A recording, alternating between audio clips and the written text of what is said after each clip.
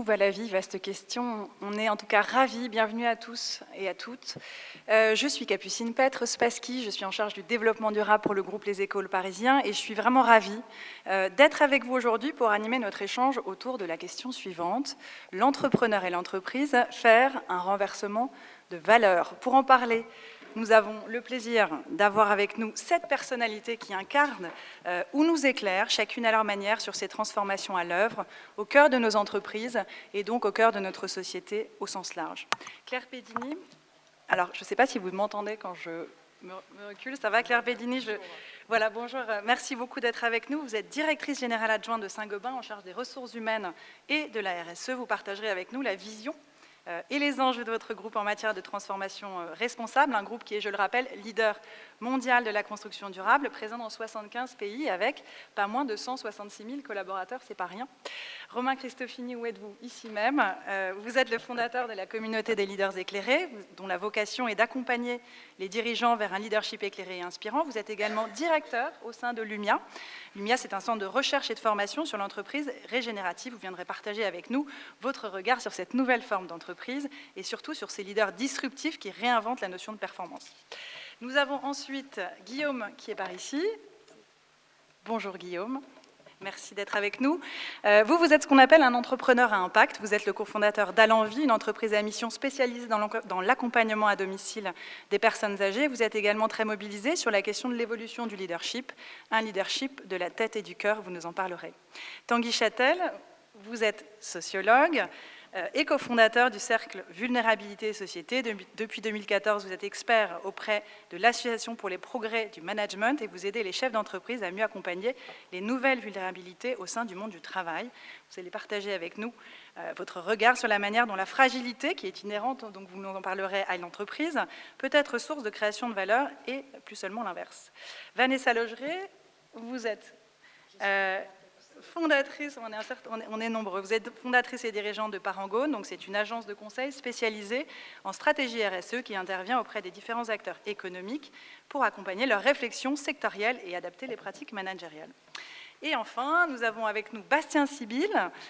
Vous êtes le président du directoire de Mobicop, la principale plateforme coopérative de covoiturage en France. Vous êtes l'auteur d'un ouvrage intitulé Être radical, paru en mai dernier aux éditions Les Petits Matins, et vous êtes également très engagé sur la question des nouvelles coopérations. C'est à ce titre que vous dirigez notamment Licorne, un mouvement qui prône une transformation radicale de l'économie, justement. On a hâte que vous nous racontiez. Et enfin, Maïti, vous êtes doctorante à AgroParisTech et au CIRED, en partenariat avec l'UNESCO. Vos recherches portent sur le lien entre les entreprises, la conservation de la biodiversité et le développement économique local. Vous allez notamment nous raconter la manière dont les modèles d'affaires innovants parviennent à fournir des bénéfices écologiques et sociaux. Voilà, donc merci à toutes et à tous d'être ici aujourd'hui pour apporter votre expertise et votre expérience sur cette question qui nous réunit et que je résumerai ainsi parce que je ne sais pas si vous l'avez comprise comme nous, on a eu un peu de mal, nous tous autour de la table, à l'interpréter, cette question qui est assez vaste. En gros, nous, ce qu'on a envie de partager avec vous, la question qui nous rassemble, c'est vraiment de quelles entreprises et surtout de quels leaders on a besoin pour relever les défis écologiques, humains et sociétaux auxquels nous faisons face et nous savons qu'ils ne sont pas des moindres. On le sait, il s'agit aujourd'hui de transformer en profondeur notre modèle économique pour le rendre tout simplement compatible avec nos limites planétaires. Et pour ce faire, les entreprises sont évidemment au cœur du jeu, souvent considérées comme en grande partie responsables du problème. Elles sont aussi aujourd'hui particulièrement challengées, forcément, par les consommateurs, par les collaborateurs, par la société tout entière, qui leur demande plus que jamais de faire désormais partie de la solution et non plus seulement partie du problème. Alors entre celles qui s'inventent, on en parlera, les impact natives, et celles qui se réinventent pour intégrer les enjeux sociétaux au cœur de leur stratégie, à quoi ressemblent ces entreprises dites responsables, voire contributives ou régénératives? Quels sont les facteurs clés de succès et les principaux défis à relever pour qu'elles deviennent à terme la norme de notre économie? Et de quel type de leader surtout avons-nous besoin pour les rendre vivantes, performantes et pérennes dans une économie de plus en plus complexe et concurrentielle, on le sait. On se donne environ 1 heure pour échanger sur ces questions ensemble, et puis on se gardera une demi-heure à la fin pour toutes vos questions. N'hésitez pas évidemment au fil de l'eau à rebondir, à réagir si vous en avez ou si vous avez des points que vous voulez partager. Vous avez des micros un peu partout dans la salle. Et donc j'ai envie de commencer par Tanguy Châtel. Première question, parce qu'on a envie d'avoir votre regard de sociologue. Est-ce que vous pouvez nous dire Pourquoi est-ce qu'aujourd'hui les attentes des Français sont à ce point cristallisées sur le monde de l'entreprise pour répondre à ce défi? Pourquoi les entreprises spécifiquement plus qu'avant? Bonjour. Peut-être que je rapproche un peu le micro, c'est bon? Bonjour, bonjour à tous, bonjour à toutes. Effectivement, ce qu'on constate, c'est que le monde change vite, très vite en ce moment, que les entreprises sont sommées de changer vite parce que les opinions publiques changent également vite. Donc j'ai été regarder un petit peu sur une échelle de temps très très courte, sur les 2 dernières années, à quel point les changements vont vite.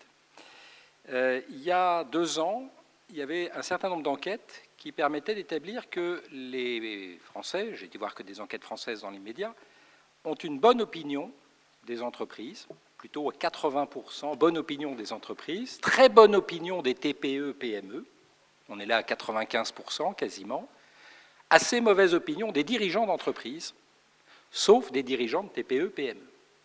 Ça, c'était il y a 2 ans, et puis il ne vous a pas échappé que l'actualité s'est un peu accélérée et que donc nos repères vacillent. À partir de 2021, on voit que apparaissent des notions de manière... je parle de l'opinion publique, je ne parle pas des acteurs déjà éclairés du sujet, mais comment l'opinion publique peut faire basculer un certain nombre de systèmes. Eh bien, l'année dernière, on voit que l'opinion publique considère que l'entreprise n'est plus un lieu d'opposition entre responsabilité et rentabilité, mais qu'au contraire, la responsabilité de l'entreprise, c'est d'utiliser sa rentabilité à des fins d'engagement sociétal. Et ce n'est pas que de la RSE, ça va plus loin, parce que la RSE, c'est parfois une technique un peu une coquille, ça va plus loin que ça. On voit que ça se manifeste par des comportements, puisque les taux de désengagement des collaborateurs ont progressé de 19% sur ces 2 dernières années, que les taux de rupture de CDD avant le terme ont aussi progressé de 25% au cours des 2 dernières années. Donc ça veut dire qu'il y a une sanction de la part des collaborateurs à l'égard des entreprises, et qu'attendent les collaborateurs à l'égard de leurs entreprises, sous-entendu, qu'est-ce qui ferait qu'ils auraient envie éventuellement de se réinvestir dans le cadre du travail. Eh bien, les valeurs qui montent, c'est non seulement celles qui consistent... Alors ce que je n'ai pas dit, c'est que les gens pensent quand même que l'entreprise peut changer le monde, et pas l'État. Voilà, c'est l'entreprise qui aujourd'hui est investie de cette responsabilité de changer le monde en étant innovante. On n'attend pas de l'État qu'il le soit. Et quelles sont les valeurs qui commencent à apparaître comme étant explicites et mises en avant? Des valeurs de solidarité. Alors, entre société et solidarité, on peut comprendre que l'entreprise soit un lieu de cohabitation, mais ce n'était quand même pas typiquement ce type de valeurs qui était mis en avant. De transparence, de bienveillance, de flexibilité. Et puis, alors, le mot valise, le mot passe-partout, c'est le mot de sens. Bon, une fois que vous avez utilisé le mot de sens, vous ne savez pas ce que vous avez dit, parce que tout le monde va mettre derrière ce qu'il veut. Alors, ce qui est intéressant, c'est que l'entreprise est désormais investie d'un champ extensif. Elle devient citoyenne.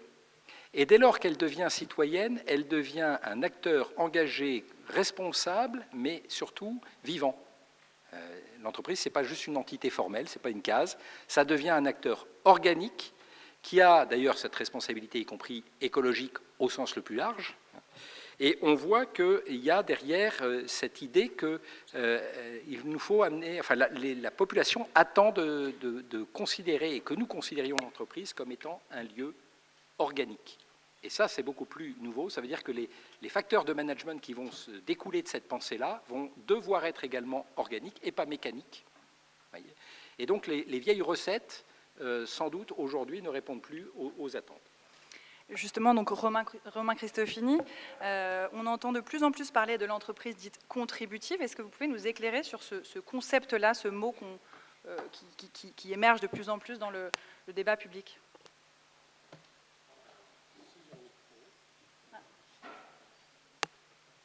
Normalement, je pense que ça marche. J'emprunte le micro de ma voisine. Personne n'a rien vu. Oui, plutôt vous donner quelques repères sur l'entreprise régénérative, qui est la forme peut-être la plus aboutie aujourd'hui quand on se... Et qui est surtout une forme, c'est ça que j'ai envie de vous passer comme message, une forme qui peut nous amener beaucoup d'espoir, beaucoup d'ambition dans la façon de transformer nos entreprises. Avant de vous parler de ces fondements de cette entreprise régénérative, c'est important de parler du contexte. Le contexte, c'est qu'aujourd'hui, nous sommes dans un état de la planète, du système Terre, où 6 des 9 grandes limites planétaires ont été dépassées. On est également aujourd'hui face à ce qu'on appelle les planchers sociaux, qui sont définis notamment dans le modèle de la donut economy, où l'ensemble, finalement, quasiment l'ensemble des planchers sociaux aujourd'hui ne sont pas respectés. Les planchers sociaux, c'est les planchers de l'humanité, le droit d'accès, par exemple, à l'éducation, à l'énergie, à l'eau, à toutes les choses fondamentales. Ce qui veut dire, en substance, que le système dans lequel nous sommes, le système économique, il a failli. Et il a failli pour deux raisons, en tout cas, il y en a plusieurs, mais il y en a deux qui expliquent pourquoi le régénératif va être une des réponses possibles. La première raison, c'est que ce modèle économique qui nous a amené de la richesse, il est basé sur une logique extractiviste. On extrait beaucoup de matière, on rejette beaucoup de déchets, et sur une logique volumique, c'est-à-dire qu'on produit beaucoup, on doit produire plus de produits, plus de services pour assumer notre croissance. Et ça, dans un monde aux ressources qui sont de plus en plus finies, on sait que ça ne peut pas tenir.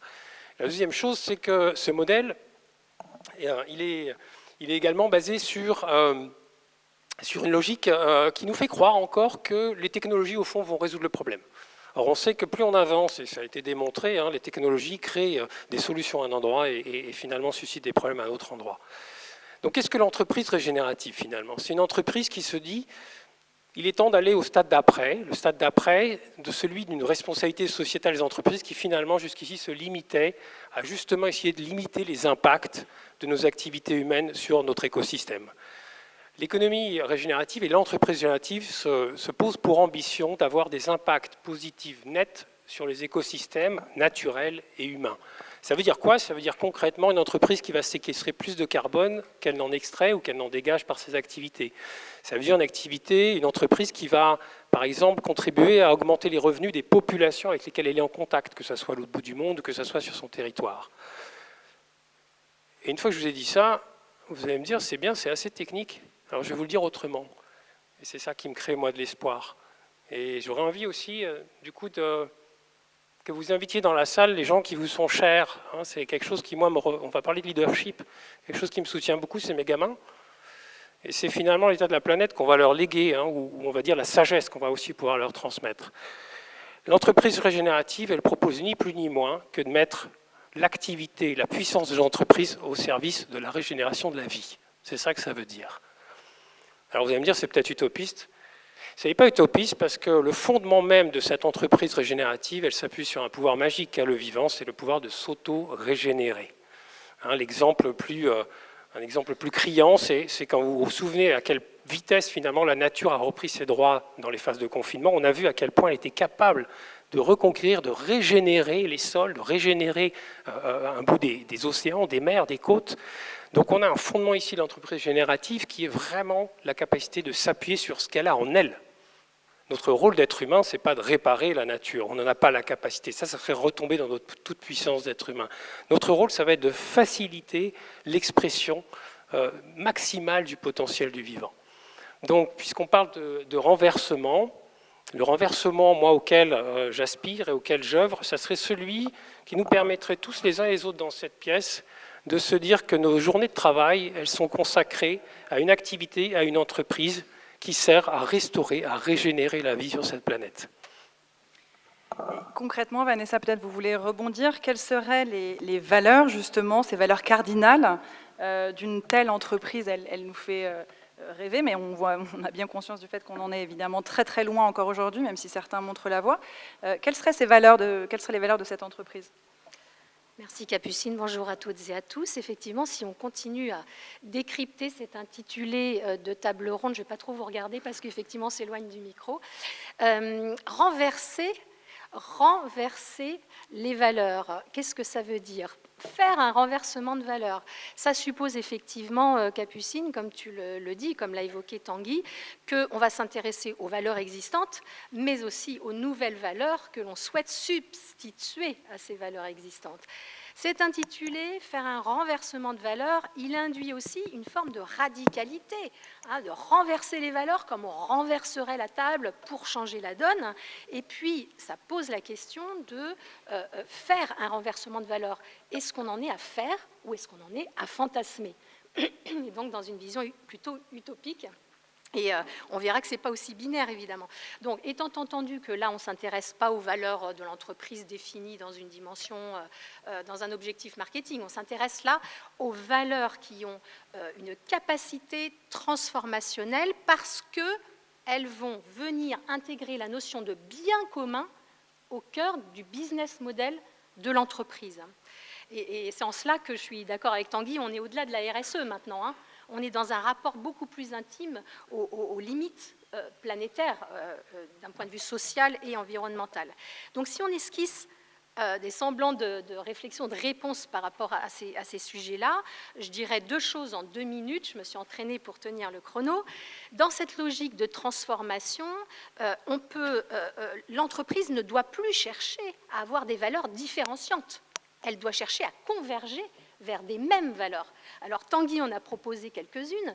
Si moi j'interroge ce que pourraient être ces valeurs cardinales, je dirais qu'il y en a 4, hein, comme quoi on n'est pas au bout du boulot, hein, pour vraiment aller jusqu'au bout du sujet. Pardon.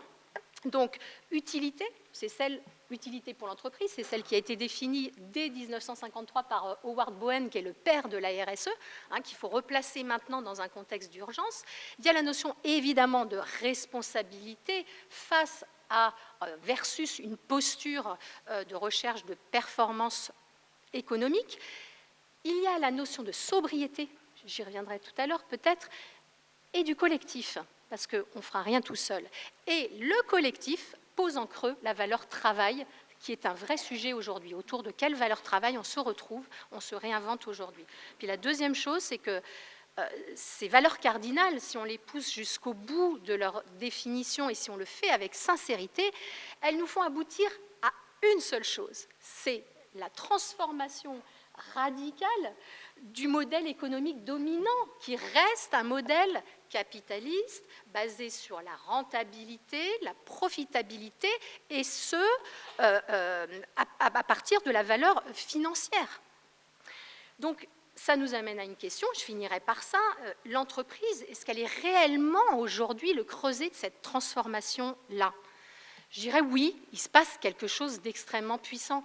Vous avez peut-être lu la tribune de Pascal Desmurger ce matin dans Les Échos, justement, Capucine, qui nous parle de quoi? Il nous parle de la sobriété commerciale. La sobriété commerciale, et beaucoup d'entreprises en sont déjà là dans leur maturité, sur le chemin de la régénération, de la transformation.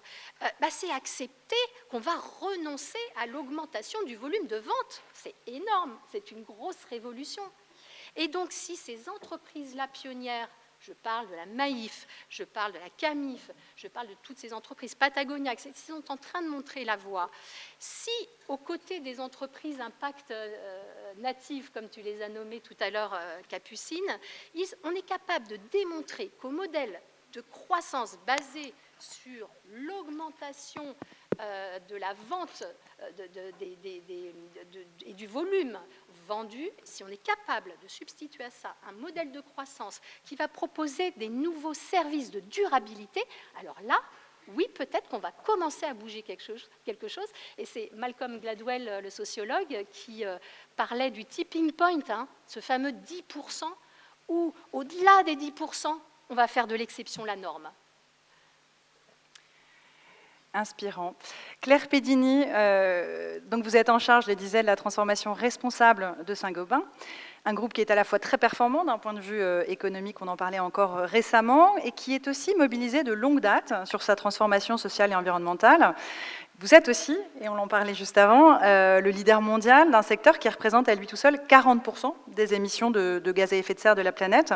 Comment est-ce qu'un groupe comme Saint-Gobain s'organise pour faire, comme on le disait en introduction, partie de la solution et non plus du problème? Et comment est-ce que ça va se traduire concrètement, en fait, dans la stratégie de l'entreprise et dans son déploiement au quotidien? Oui, c'est effectivement quelque chose que nous avons, j'allais dire, intégré dans notre modèle de développement depuis de nombreuses années. On parle aujourd'hui de l'environnement, mais Saint-Gobain, depuis de nombreuses décennies, a mis la personne au centre de son modèle d'affaires, d'abord en s'occupant de ses salariés, de leur carrière, de leur développement, de leur formation, ensuite en s'occupant très bien de leur sécurité. On a divisé par 15 ces 12 dernières années nos taux d'accident, par exemple. Ensuite, en développant des prises en charge de santé. Les salariés de Saint-Gobain ont tous un minimum de, par exemple pour les femmes, de 14 semaines de congé maternité. Ça nous paraît évident en France, mais il y a des tas de pays dans le monde dans lesquels ce n'est pas le cas, et toutes les femmes de Saint-Gobain ont ça. prise en charge de frais médicaux aussi à minimum. Et puis petit à petit, l'environnement est aussi monté en puissance dans le modèle d'affaires de Saint-Gobain et il est devenu totalement consubstantiel. Et c'est là où, quand on dit finalement la RSE, c'est quoi chez Saint-Gobain? Ben, la RSE chez Saint-Gobain, c'est sa stratégie. C'est sa stratégie, puisque comme vous le disiez, on est leader de la construction durable. Ça veut dire quoi? Ça veut dire qu'avec les solutions que nous vendons à nos clients, eh bien, nous aidons à décarboner cette industrie dont vous rappeliez qu'elle... c'est pas Saint-Gobain en tant que tel, mais c'est cet immeuble dans lequel on est, qui est peut-être pas le mieux isolé de la planète. C'est la capacité à construire en supprimant 50% de matière pour faire des murs beaucoup plus légers, parce qu'on parle du CO2, mais le bâtiment, c'est aussi 50% de l'extraction mondiale de matières premières, quand on prend la chaîne de valeur intégralement. Donc construire de façon plus légère, utiliser les déchets dans la construction, donc créer de la circularité, hein, vous parliez de frugalité, le meilleur moyen de créer de la frugalité, c'est de réutiliser de manière circulaire les matériaux. Et chez Saint-Gobain, on est numéro 1 mondial du vitrage. Le verre, c'est le métier, la matière circulaire par excellence. On reprend du verre, on le fond, on le réutilise. Et on sait aujourd'hui produire du verre en émettant 0 gramme de carbone. C'est une prouesse technologique dont nous avons fait une première mondiale au mois de mai dernier. Donc voilà, nous, le terme de renversement de valeur est certainement volontairement un peu provocateur. Je le vis plus comme un progrès continu. En tout cas, nous concernant. Là où je rejoins les précédents intervenants, c'est que si nous le vivons comme un progrès continu, ce renversement de valeur, on le voit nettement à l'extérieur de l'entreprise. Et donc, dans nos parties prenantes, nos salariés qui rejoignent Saint-Gobain, parce qu'on est là justement pour améliorer ce secteur. Et moi qui suis aussi responsable des ressources humaines, les gens que je recrute, la première chose qu'ils nous disent quand ils viennent chez Saint-Gobain, c'est « je veux améliorer la situation ». Et je sais, et M. Châtel le disait, les entreprises jouent un rôle là-dessus. Et donc je veux rentrer dans une entreprise pour faire la différence, parce que ça a du sens et parce que peut-être vous, chez Saint-Gobain, vous avez une grosse partie de la solution. Et je terminerai par ce qu'on disait sur l'engagement des salariés, dont vous soulignez qu'ils étaient peut-être un petit peu versatiles ou un petit peu moins engagés. Nous, on fait une enquête tous les ans sur l'engagement de nos salariés. On l'a réalisée il y a plus d'1 mois.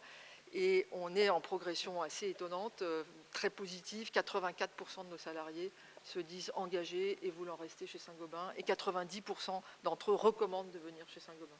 Donc là, on trouve toute cette convergence que je trouve fondamentale entre le sens, la stratégie, la mise en œuvre, et puis surtout faire ce qu'on dit et dire ce qu'on fait. Et être absolument pas dans le parler, il faut arrêter de parler, il faut faire, il faut mettre en œuvre. Et je pense que les entreprises sont au cœur de cette capacité. Et peut-être pour en savoir un petit peu plus, comment ça se traduit concrètement chez vous? Parce que ce n'est pas tout à fait évident de positionner les questions de durabilité au cœur d'un modèle d'affaires, surtout d'une entreprise ou d'un groupe comme le vôtre, d'une telle dimension. Quels sont les quelques exemples que vous pourriez partager avec nous de transformations concrètes sur les dernières années en lien avec cette modification de l'objet? Mais il y en a 2, je remarque sur 2 pieds. On maximise notre impact pour les clients. Ce sont ces solutions décarbonées et circulaires dont je parlais tout à l'heure. C'est également tout ce qui est, par exemple, je parlais du vitrage, mais la plaque de plâtre, qui est aussi, le gypse, c'est aussi un produit qu'on peut réutiliser à l'infini. Donc la mise en place dans beaucoup de nos pays de circuits continus finalement, où on peut arriver à aller récupérer dans la démolition des bâtiments pour éviter les déchets et recycler intégralement les produits. Ça se fait sur le vitrage, ça se fait sur la latte de verre, ça se fait sur le gypse notamment. Donc on est là pour avoir un impact positif, ce que vous disiez, les entreprises qui auraient un impact carbone positif. Saint-Gobain est typiquement dans ce cas de figure. Si je prends un double vitrage, par exemple, en 3 mois d'installation dans un pays européen moyen, il aura remboursé par les économies de CO2 qu'il aura fait grâce à son isolation, les kilos de CO2 émis pour sa fabrication. 3 mois, si on parle finance en RSE, 3 mois de payback en CO2 pour un double vitrage. Et si je regarde Saint-Gobain sur l'échelle du groupe, on émet chaque année 40 fois moins que ce que les solutions que l'on vend à nos clients vont économiser grâce à l'isolation et la construction légère. Ça, c'est l'impact positif qu'on a vis-à-vis de nos clients. Et puis, bien sûr, je ne suis pas complètement naïve et en train de vous raconter que tout est vert, c'est le cas de le dire, ou tout est beau chez Saint-Gobain. Bien sûr, on travaille aussi pour minimiser notre impact. Parce que si on peut faire ce que je viens de vous dire, tout en ayant un impact, si possible, nul sur l'environnement, eh bien, c'est ça qu'il faut qu'on arrive à faire. Et quand je dis minimiser notre impact, eh bien, c'est baisser nos émissions de CO2 qu'on mesure régulièrement. On les a baissées de 23% depuis 5 ans, mais on n'est pas encore au bout du chemin. Et donc, c'est économiser, substituer les produits qui émettent du carbone, c'est utiliser de l'énergie verte, c'est créer de la circularité pour baisser les prélèvements, c'est aussi s'attaquer à un sujet dont on parle de plus en plus, mais à mon goût pas assez, qui est l'eau. Beaucoup d'entreprises ont besoin d'eau pour travailler et il est absolument indispensable de travailler en circuit fermé, d'éviter ce type de consommation. Donc la baisse de l'empreinte d'une entreprise, elle est fondamentale. Et nous, on a l'ambition d'avoir une empreinte positive. C'est déjà le cas pour le CO2 et on essaye de le faire sur la biodiversité, sur les déchets, sur l'emballage et tout ce qui a une empreinte sur l'environnement. Très clair, merci.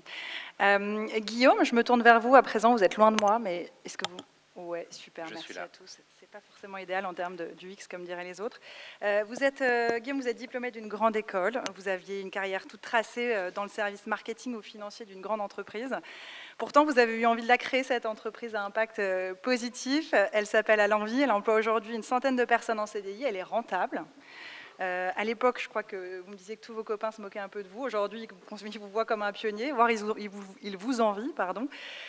Comment est-ce que vous avez réussi ce tour de force et quels sont, selon vous, les ingrédients qui font qu'aujourd'hui, À l'Envie réussit comme ça? Merci pour cette présentation fort élogieuse. J'ai un peu la pression maintenant. Je vais juste vous raconter un petit peu notre cheminement et effectivement ce qu'on a mis en place pour essayer de rendre notre activité contributive. Nous, à la base, effectivement, on est 3 diplômés de la même école. Après 15 ans d'expérience, on se dit qu'il y a quelque chose à faire dans l'accompagnement des personnes âgées parce qu'on constate autour de nous beaucoup de difficultés, tout simplement, comme je suis sûr que certains d'entre vous le notent dans leur vie personnelle. Et ce qu'on fait, c'est qu'on va discuter avec des auxiliaires de vie parce qu'on se dit qu'il y a quand même quelque chose à faire sans doute pour ces métiers du grand âge.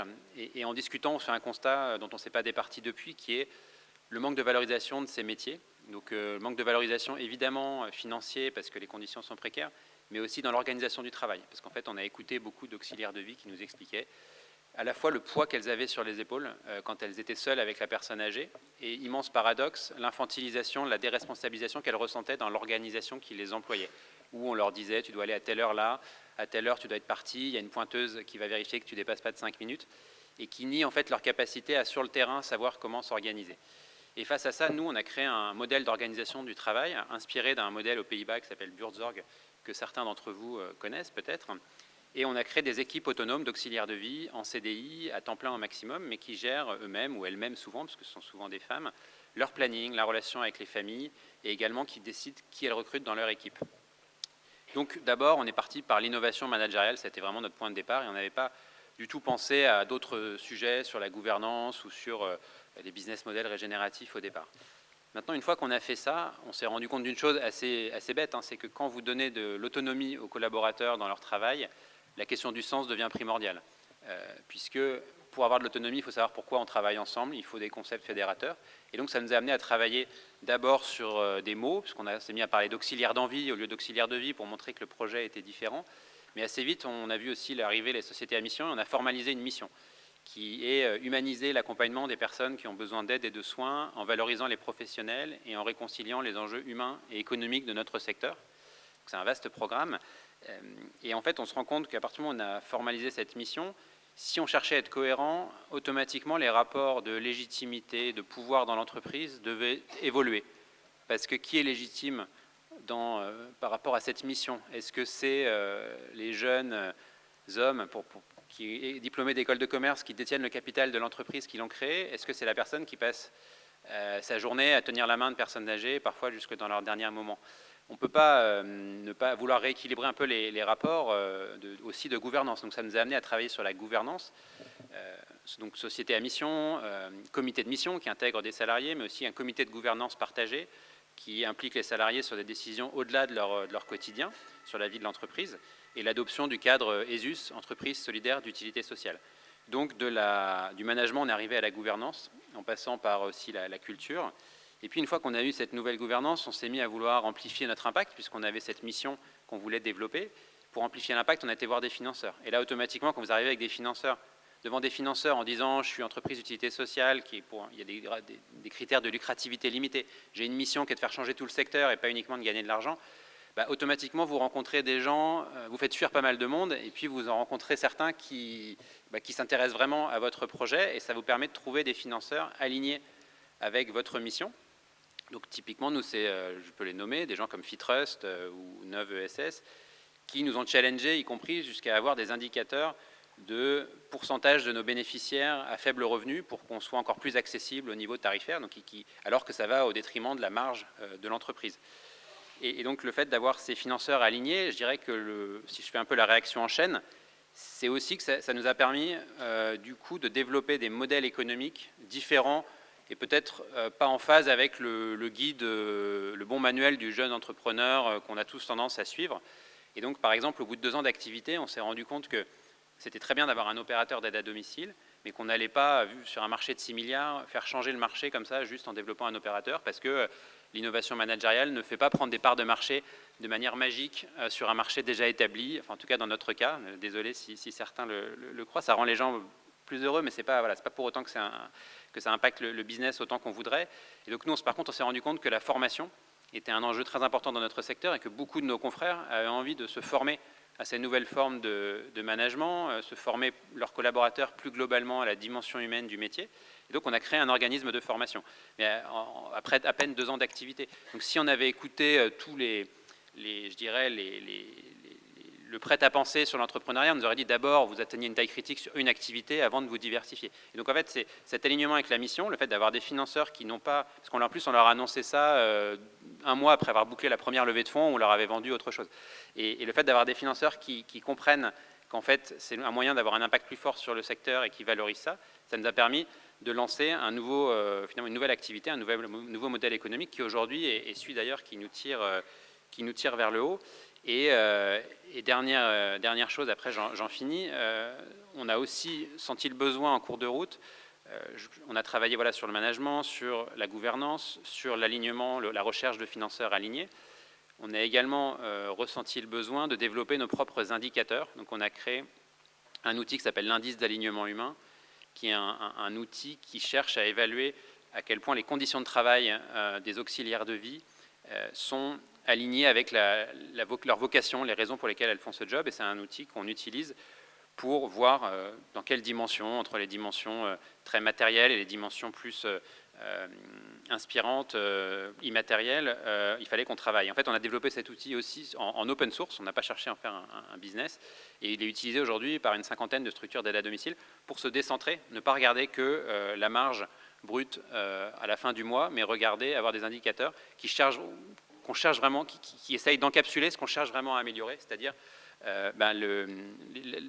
les conditions de travail des professionnels. Et donc, c'est nous, vous avez parlé de RSE, et j'ai récemment lu dans les Échos Cécile Renoir, la présidente du campus de la transition, qui a parlé de responsabilité systémique de l'entreprise. Nous, c'est vraiment comme ça qu'on voit la RSE, c'est-à-dire essayer de faire système au sein de son secteur pour le faire évoluer, et en essayant d'être un peu au top de l'état de l'art, on va dire, sur tous les compartiments du jeu. Et pour moi, les compartiments du jeu, c'est évidemment le management, parce que l'entreprise, c'est avant tout une communauté humaine.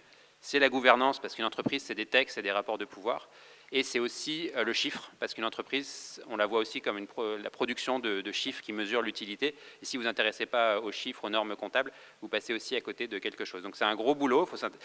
Mais ce que j'essaie d'illustrer là à travers mon témoignage, c'est qu'en fait, quand on cherche vraiment de manière cohérente et authentique, les réactions en chaîne fonctionnent très bien. Et donc il faut se faire confiance et y aller. C'est génial, tu viens de lister tous les sujets qu'on va continuer à aborder ensemble. Vous avez tous beaucoup à nous dire là-dessus. Maïti, j'aimerais qu'on s'arrête 2 minutes avec vous sur la question de la territorialité. Ça fait partie des réponses aussi possibles de l'entreprise. Vous l'avez étudié de près, je crois. Alors, c'était pas tout près d'ici, mais en tout cas, vous connaissez par cœur le sujet. Comment est-ce que ça fonctionne et quels enseignements on peut en tirer, cette expérience qui a eu lieu, je crois, en Amérique latine? Oui, tout à fait. Alors, malheureusement, comment ça fonctionne, je ne vais pas pouvoir vous apporter de réponse tout de suite parce que c'est la question que j'explore dans ma thèse. En revanche, qu'est-ce qu'on entend par un modèle territorial? Et je reprends le mot que vous avez utilisé, systémique. C'est, je pense, un modèle qui a beaucoup de rapprochements avec le modèle régénératif qui a été développé par Romain, mais qui va un petit peu plus loin dans l'opérationnalité. Donc un modèle territorial, ça va être une entreprise qui va en fait prendre en compte les enjeux spécifiques à un territoire, donc qui vont être limités dans l'espace et dans le temps. Et qu'est-ce que ça implique? Ça, c'est par exemple si une entreprise veut se fournir en matières premières dans 2 pays différents, elle va mettre en place, elle va le faire de 2 manières différentes. Et pour nous, l'aspect territorial va de pair avec l'aspect systémique, parce qu'il s'agit de répondre à des enjeux spécifiques d'un territoire, mais pas que les enjeux économiques. Et on va aussi considérer l'entreprise comme pouvant contribuer à apporter des réponses, non seulement sur le domaine économique, mais aussi écologique et social. Et finalement, le côté qui est commun avec le modèle régénératif, c'est qu'on va penser que ces réponses doivent venir directement de l'activité de l'entreprise et de ses processus de fabrication, et non d'activités parallèles comme la création d'une fondation ou faire des dons à une ONG sur un territoire en développement. Alors, est-ce qu'un tel modèle existe vraiment ou est-ce que c'est une utopie? En tout cas, il y a des entreprises qui se sont lancées, qui ont adopté cette approche. Et quels enseignements, du coup, est-ce qu'on peut en tirer? Alors, le premier, c'est déjà de dire que s'aventurer dans une telle approche, ça peut être profitable. Et pour essayer de vous en convaincre, je vais vous parler de l'entreprise, du coup, en Amérique latine, que j'étudie et qui utilise en fait la laine de Vigogne, qui est un camélidé qui était sur le bord de l'extinction dans les années 60. La régulation internationale en fait proposait 2 modes de gestion possibles. Un mode de gestion où il s'agissait d'autoriser une certaine intervention de l'homme dans les dynamiques de population, dans les dynamiques de reproduction, donc ce qui permettait de contrôler un minimum les volumes de production, et un autre modèle de gestion qui s'agit, où en fait l'animal était laissé sauvage.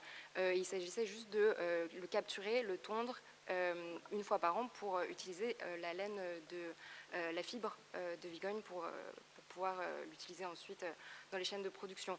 Et en fait, ce deuxième modèle où l'animal est laissé en liberté est profitable, et notamment parce qu'il implique moins de coûts, moins de coûts d'infrastructure, moins de coûts de soins, on n'apporte pas de ressources alimentaires supplémentaires. Donc je pense que c'est important de dire que s'aventurer dans une telle approche, ça peut être profitable. Le deuxième enseignement, c'est aussi de dire que les entreprises privées peuvent débloquer des moyens financiers conséquents pour assurer la conservation de la biodiversité, et en l'occurrence la conservation des vigognes.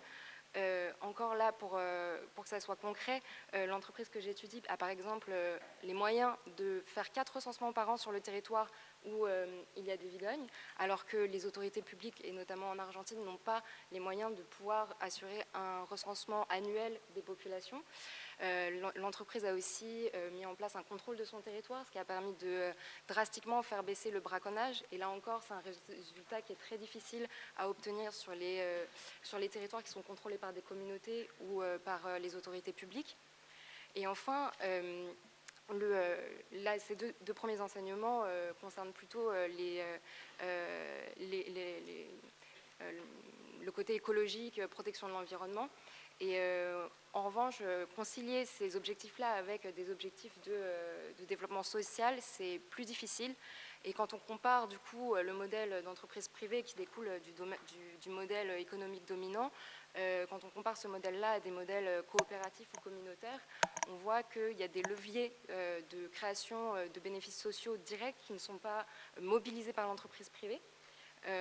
Par exemple, l'organisation du travail, qui a été un point important pour le développement d'Al-Envie, et n'est pas du tout utilisé alors qu'il permet d'inclure notamment les femmes et les jeunes et leur donne accès à un revenu complémentaire qui est conséquent, en tout cas dans les milieux ruraux et andins d'Amérique latine.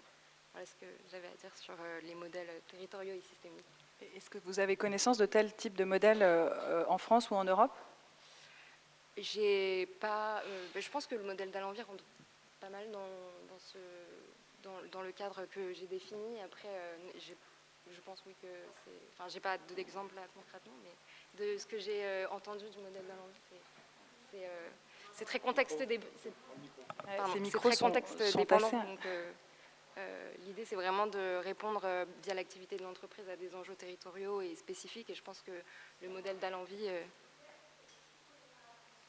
Oui. Ouais, je suis vraiment désolée, c'est vrai que c'est... En fait, il faut qu'on vous Ok. regarde. D'accord. Mais... Bon, on va poursuivre sur ce sujet-là un petit peu plus tard. J'aimerais maintenant qu'on s'intéresse à vous, Bastien Sibylle. Vous prenez on va dire un mode de fonctionnement, en tout cas une transformation plus radicale. De quel type de radicalité a-t-on besoin selon vous et comment ou de quelle manière ce modèle coopératif que vous représentez pourrait-il y répondre? Oui, mais écoutez, est-ce que vous m'entendez bien? Encore plus proche, Ouais, je me rapproche alors. D'abord, merci pour l'invitation et pour l'échange d'aujourd'hui. Je vois qu'il y a dans la salle pas mal de jeunes et ça me fait plaisir parce que c'est pas dans toutes les salles dans lesquelles j'interviens où la jeunesse est présente. Or, tout ce qu'on est en train de se raconter, il ne faut pas se cacher derrière notre petit doigt. C'est vous qui allez le mettre en place. Et c'est vous que ça concerne. Alors, si on vous parle à vous, qui allez vivre dans un monde dans lequel, plus encore qu'aujourd'hui, le vivant se sera intensément rétréci. On a perdu 70% des populations de vertébrés depuis 1970. 33% des populations d'eau douce. 76% des populations de poissons migrateurs en eau douce. Ce que je voudrais qu'on entende tous ici, quand on dit ça, c'est que les problèmes qu'on adresse là, nous, sur le plan économique, en fait, sont des problèmes d'une radicalité évidemment sans précédent. Et surtout, ce sont des problèmes qui nous posent la question, au-delà presque de leur dimension écologique, parce que, soyez rassurés, le vivant va repartir. La question qui se pose à nous, c'est une question de civilisation, et c'est une question de savoir comment est-ce qu'on habite le monde. Là-dedans, les acteurs économiques ont un rôle qui est déterminant. Alors, si on veut arrêter de se raconter des choses en tribune, il faut commencer par se demander qu'est-ce que c'est qu'un acteur économique? Qu'est-ce qu'une entreprise? Une entreprise, dans sa formulation classique, c'est la réunion d'un ensemble de capitaux qui permettent de développer une activité économique. Dans une entreprise classique, dans une société de capitaux, c'est l'assemblée générale des actionnaires qui prend les décisions selon le nombre d'actions qui sont détenues par chacun d'eux. C'est-à-dire que dans une salle comme la nôtre aujourd'hui, si nous sommes une entreprise de capitaux normale, comme il y en a tant que vous connaissez bien, si à nous tous, nous représentons 49% du capital, si nous tous nous disons ça suffit la dégradation de l'environnement, il suffit qu'une voix se lève, qu'elle appartienne à un fonds d'investissement qui n'est pas d'accord avec cette position, pour que cette position soit caduque. C'est-à-dire que tous les discours que nous tenons depuis tout à l'heure sur la RSE, sur l'entreprise à mission, sur l'entreprise régénérative, tous ces discours sont soumis à la volonté des actions représentées dans la salle, je ne vous parle pas des personnes, des actions, de suivre ces dispositifs. On peut être mis en défaut demain. Guillaume, dans la très belle entreprise qu'il nous a décrite, si demain c'est plus lui qui détient le capital, tout ce qu'il nous a décrit est à la merci d'un changement, d'un revirement. Toute entreprise régénérative qu'elle soit, si demain les actionnaires changent, demain sa position changera. Danone a été la première entreprise à mission cotée en bourse. Une très belle entreprise, avec une dimension d'innovation sociale extrêmement forte. Ses fondateurs avaient nommé un président-directeur général, Emmanuel Faber, qui portait cette vision. Des fonds d'investissement particulièrement actifs ont à un certain moment décidé que la vision de l'entreprise dans sa dimension écologique et sociale n'était pas suffisamment rentable, n'était pas alignée avec leurs objectifs de rentabilité. Ils ont changé le PDG. Donc, si on veut vraiment transformer l'impact écologique de nos activités économiques, il faut transformer le rapport de l'entreprise au capital. Tant que ce sera le capital qui décidera dans les entreprises, alors les entreprises auront une rationalité qui visera à maximiser leur rentabilité et à croître. Or, la transition écologique demande la décroissance. La transition écologique demande une rentabilité amoindrie. Et c'est pour ces raisons que je crois, et on est plusieurs à le croire, que des sociétés qui sont emmenées par des personnes et non pas par des capitaux sont mieux positionnées pour conduire la transition écologique parce qu'elles ne sont pas soumises à la rationalité du capital. Ces entreprises, elles existent. Les mutuelles, la Massif, qui a fortement contribué à cet événement d'aujourd'hui, qui est une mutuelle, des coopératives. Je dirige une coopérative qui s'appelle Mobicop. Ces entreprises ont décidé de disjoindre leur gouvernance du capital. Quand l'Assemblée générale de la Massif se réunit, quand l'Assemblée générale de Mobicop se réunit, attendez, je ne vous parle pas de choses marginales, hein. Il y a 5 millions de sociétaires à la Massif. Quand nous nous réunissons dans une salle comme celle-ci, chaque voix compte pour la même valeur que la main qui se lève à gauche. Qu'il y ait un investisseur qui ait 51% du capital ou 49%, peu importe, sa voix comptera autant que celle de son voisin. Et dans ces conditions, décorrélant l'activité économique de la rentabilité du capital, alors oui, on peut faire ce qu'on dit, pour reprendre votre expression, Madame Pedini, c'est-à-dire aligner la vision avec l'action, parce que tant qu'on est soumis à la rationalité du capital, à un moment, on y est ramené. Je m'arrête là pour la suite du débat. Claire Pedini, vous voulez rebondir ?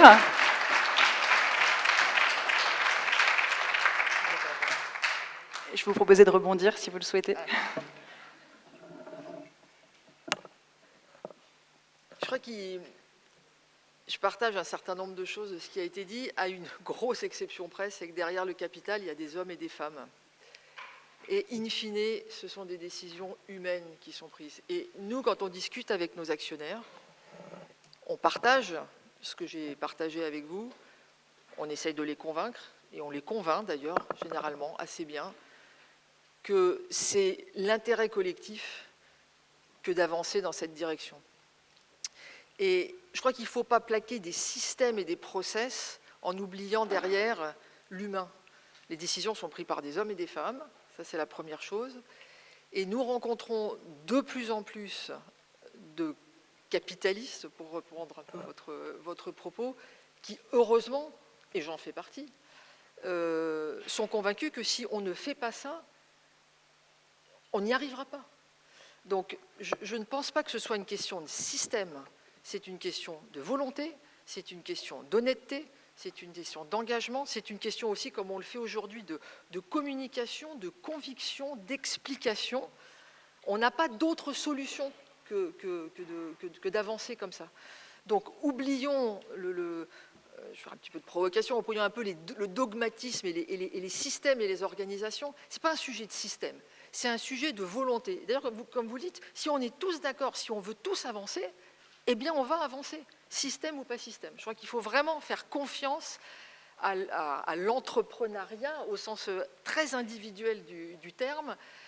Il faut faire confiance, comme on fait confiance à ses salariés, comme on fait confiance à une organisation pour avancer et réussir. Alors on va y venir exactement, on va y venir à cette question du leadership pour faire naître et grandir ces entreprises différentes. Peut-être Vanessa, Guillaume, vous vouliez réagir également ou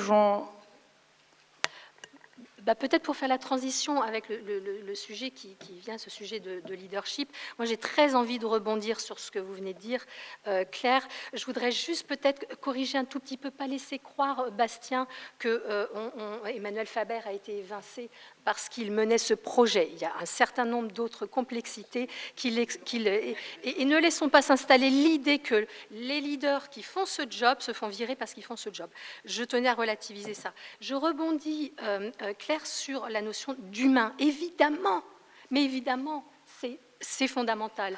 Et Bastien, je ne veux pas vous contredire absolument, mais oui, effectivement, vous vous intéressez à ce qui se passe au niveau des actionnaires. Vous dites si les actionnaires changent, tout changera. Et à nouveau, on renversera dans l'autre sens. Je ne pense pas. Je pense que si on construit ces trajectoires de responsabilité sociétale, même de leadership sociétal, j'y reviendrai peut-être tout à l'heure, avec les hommes et les femmes et les hommes de l'entreprise, il y a un moment donné où on ne pourra pas faire machine arrière. Donc, ça veut dire que le boulot qu'on a à faire aujourd'hui, c'est d'aller diffuser cette culture de la transformation à tous les étages de l'entreprise, avec tous les métiers, avec tous les services. On n'a pas le droit d'en faire une affaire d'experts. On en fait une affaire de femmes et d'hommes mobilisés pour apporter des solutions concrètes. Vous parliez de solutions concrètes tout à l'heure, évidemment que c'est ça ce qu'on cherche. Quand on cherche à faire système, c'est pour aller chercher des solutions concrètes. Donc il est peut-être utile d'avoir un triptyque, un mémotechnique qu'on utilise souvent, nous, en tant qu'agence, auprès des entreprises, qui serait toute démarche de ce type-là de responsabilité sociétale, de construction de leadership sociétal, s'appuie sur un effet révélateur. On ne fait rien si on importe une recette, on va chercher la richesse de l'entreprise. La richesse de l'entreprise, c'est les femmes et les hommes qui ont des solutions, qui ont des idées, qui ont des envies. Deux, on ne renverse pas les valeurs seules. Donc, on va le faire en mobilisant dans l'entreprise, mais on va le faire en mobilisant au-delà de l'entreprise. On parlait, Maïti, tu parlais des ONG, tu parlais des territoires. Il faut aller construire cette convergence sur les territoires. Et puis, juste, c'est l'effet d'entraînement qu'on recherche. Et cet effet d'entraînement, il marche par cercles qui s'élargissent. Le cercle des hommes et des femmes de l'entreprise, 100% des collaborateurs doivent être formés à tout ça. Ce n'est pas 30%, ce n'est pas 20%, c'est 100%. C'est un engagement que l'on porte tous les jours. Et puis ensuite, on élargit. On va chercher l'adhésion à tous les niveaux jusqu'à chercher de l'impact pour l'ensemble de la société. Voilà, j'avais très envie de réagir là-dessus. Et Guillaume, tu veux dire un mot aussi ? Oui, juste quelques mots sur le leadership. Vous connaissez, pour beaucoup d'entre vous, le rapport Meadows 1972, Club de Rome.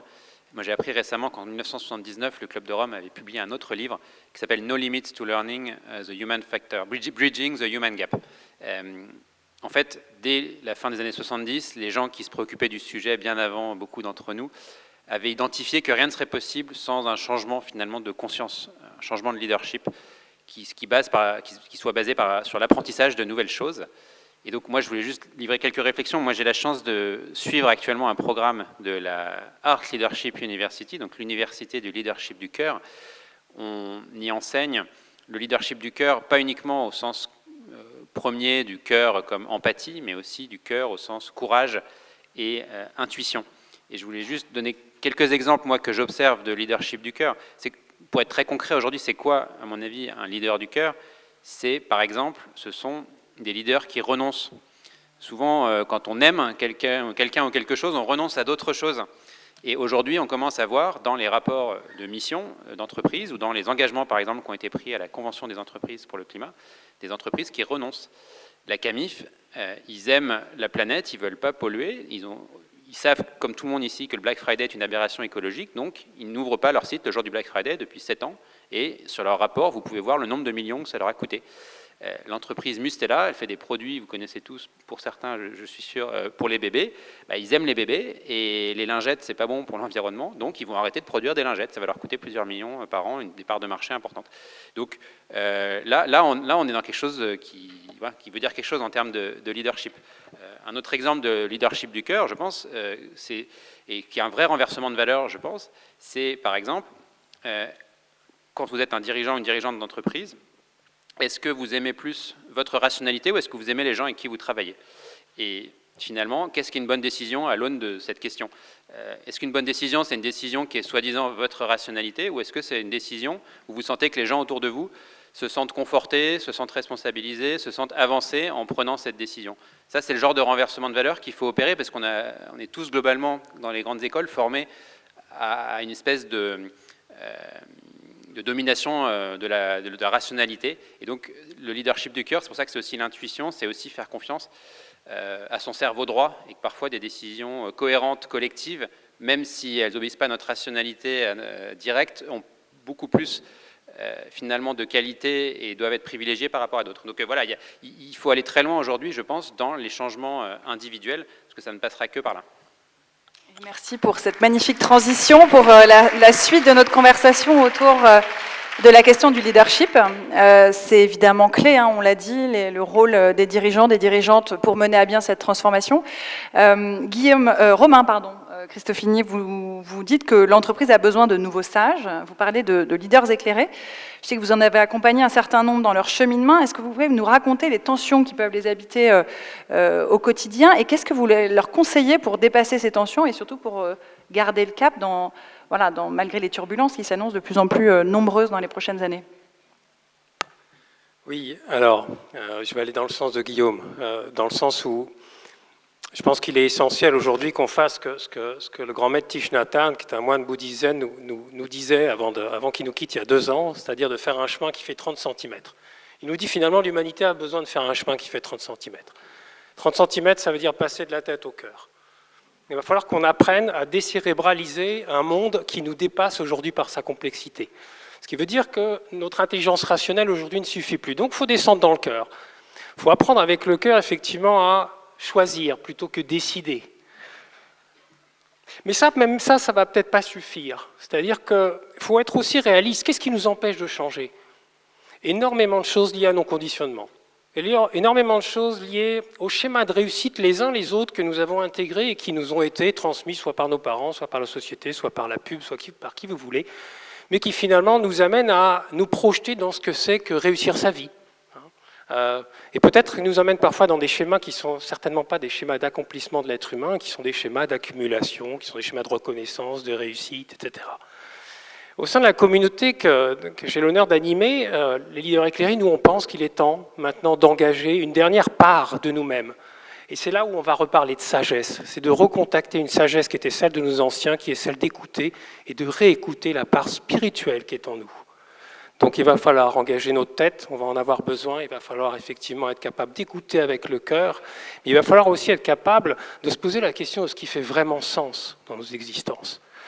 Donc, parmi les tensions qui existent, pour répondre à la question de Capucine, qu'est-ce qui existe chez un dirigeant? Il existe finalement la tension de l'homo economicus. C'est Max Weber qui parle de ce conflit, c'est vieux comme Hérode, entre je suis responsable d'une entité économique, je dois en assurer finalement la survie, les salaires, etc. Et puis j'ai mes convictions personnelles.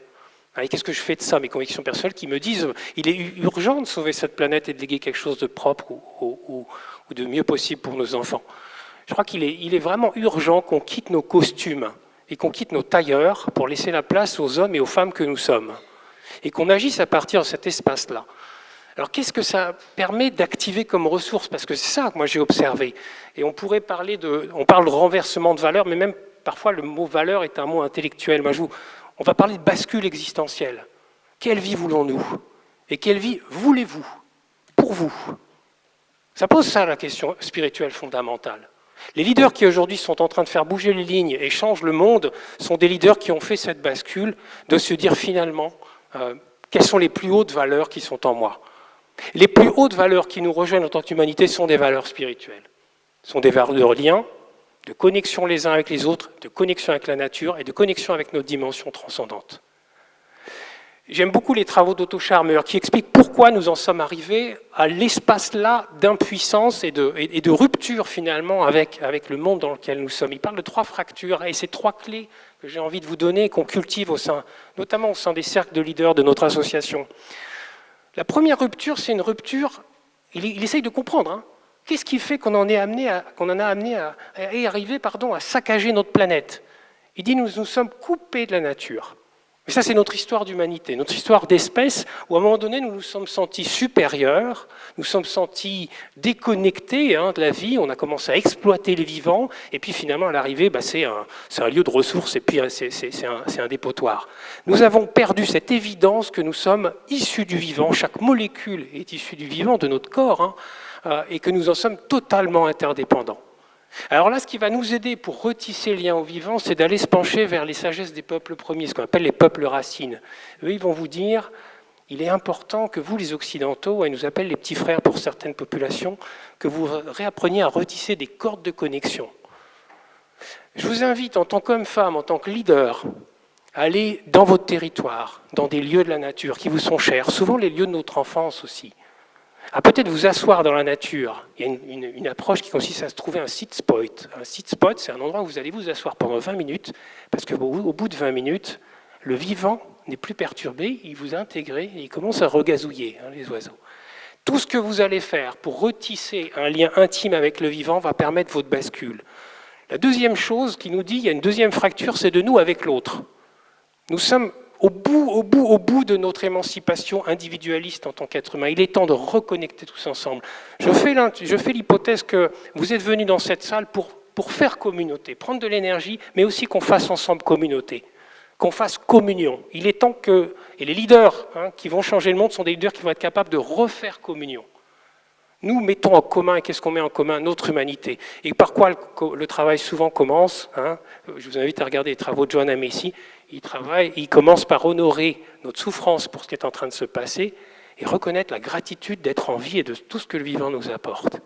Et puis la troisième fracture, qui est une clé également que je vous invite à explorer, qui est celle vraiment du leader qui va s'engager du coup corps et âme. Je crois que nous devons mettre nos vies dans la balance maintenant, nos existences dans la balance. La troisième fracture, c'est de nous avec nous-mêmes.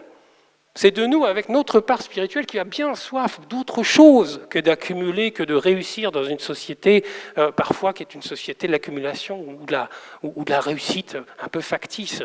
Donc ça implique un travail d'intériorité. Soyez le changement que vous voulez voir dans le monde, a dit Gandhi. Je veux la paix dans le monde, je dois faire de la paix en moi. Donc ça invite à regarder les schémas de l'ego. Qu'est-ce qui va freiner en fait? Qu'est-ce qui nous freine dans nos transformations d'entreprise? C'est nos peurs. Beaucoup de nos peurs viennent de notre ego. De ne pas être aimé, de ne pas être en sécurité, de ne pas réussir. Donc vous voyez qu'il y a un travail d'intériorité qui est extrêmement important. Et je finirai sur une chose, parce que ça, on n'en parle pas assez. On parle beaucoup de raisons d'être d'entreprise. Et donc c'est très bien, il y a énormément de raisons d'être d'entreprise. Maintenant, il y a des missions d'entreprise, et c'est parfait. J'entends très peu, et pourtant ils le font, ce travail, de dirigeants, d'hommes et de femmes qui osent partager leur vocation personnelle. Guillaume a parlé de vocation. Il n'y a pas que les infirmières, il n'y a pas que les aidants. On a tous, dans cette pièce ici, quelque chose de singulier à amener au monde. On a tous une fonction. Dans les visions animistes, on parle de la fonction. Chaque animal a une fonction. Une marguerite ne se compare pas à un chêne. Donc on a tous ici quelque chose à amener dans la symphonie du monde. Mais ce travail, il faut qu'on aille le faire. Et Nietzsche nous disait, je finis là-dessus, il nous disait, celui qui a un pourquoi peut endurer n'importe quel comment. Donc je pense qu'il est temps de nous réveiller à nous-mêmes et d'engager cette part-là, et ça veut dire oser parler de spiritualité, notamment parler d'existentiel, si c'est mieux pour vous. Mais il est temps que nos entreprises redeviennent des lieux où on va pouvoir peut-être exprimer davantage nos aspirations les plus hautes pour le monde.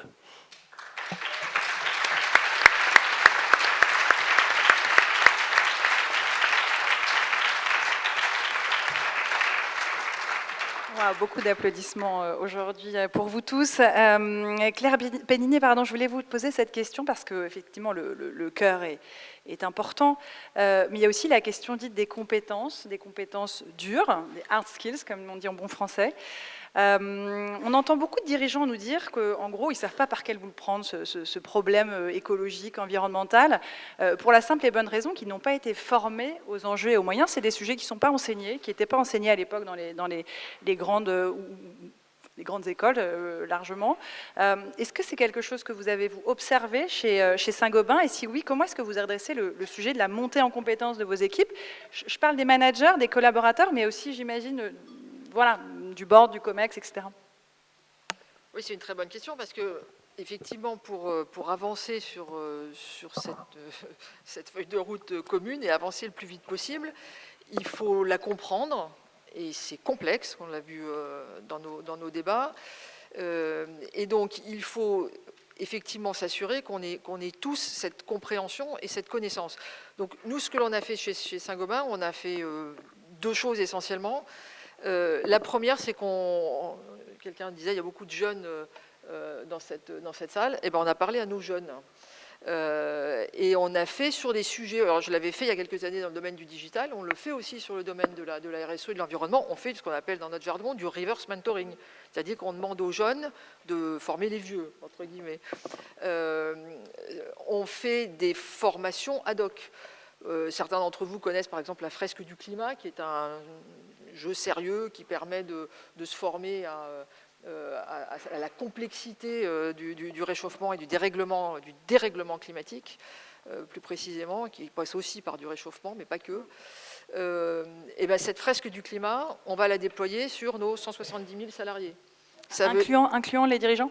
C'est fait.